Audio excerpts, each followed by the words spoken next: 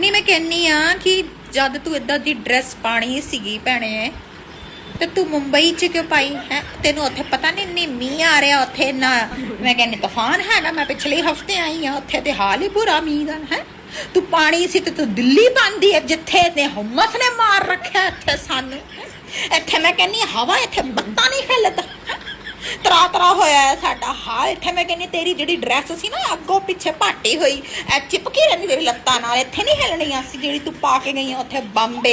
है उत्थे ते मैं कहनी तूफान इन्ना मीह पैणे इन्ना मीह आंदा मैं कहनी घंटो घंटी मीह आंदा इत्थे अग लगी साडे इत्थे कोई मीह कुछ नहीं हैगा ते पा के गई है उत्थे ड्रैस ते इत्थे पांदी इन्नी हुम्मस होई पई है मैं कहनी बुरा हाल लोकां दा पक्खा चलाओ कूलर चलाओ मैं कहनी पता ही नहीं लगदा हवा कित्थे नूं कित्थे जाई जांदी है ले चौंचले देख ला पाई